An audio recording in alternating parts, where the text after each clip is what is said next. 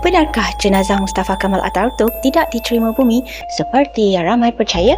Mustafa Kamal Atatürk ialah seorang pemimpin tentera dan negarawan yang lahir pada tahun 1881 di Salonika dalam Empayar Osmaniyah. Beliau dikenali sebagai pengasas negara Turki moden selepas Empayar Osmaniyah runtuh dan wilayahnya hampir dibahagikan oleh kuasa barat. Dalam keadaan genting itu, Atatürk memimpin perang kemerdekaan Turki dan berjaya menghalau tentera asing sekaligus mempertahankan tanah airnya. Pada tahun 1923, beliau menubuhkan Republik Turki dan menamatkan sistem kesultanan.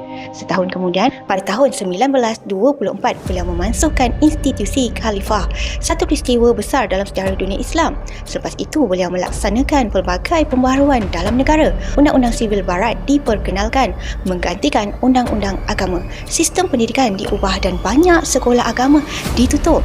Tulisan Arab digantikan dengan tulisan Latin. Turki juga bergerak ke arah sekular, iaitu pemisahan agama daripada pentadbiran negara. Pada tahun 1932, kerajaan Turki ketika itu memperkenalkan azan dalam bahasa Turki, menggantikan bahasa Arab dalam laungan azan di masjid.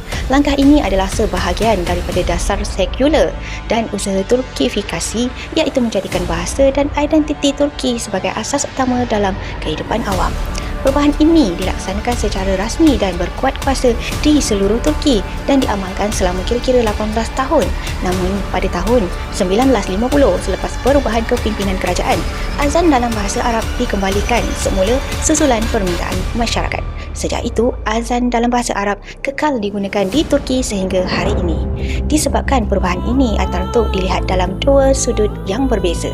Sebahagian rakyat Turki menganggap beliau sebagai penyelamat negara dan tokoh yang membangunkan Turki moden. Namun, sebahagian umat Islam mengkritik dasar-dasarnya yang dianggap menjauhkan agama daripada kehidupan masyarakat. Mustafa Kamal Atatürk meninggal dunia pada tahun 1938 di Istanbul.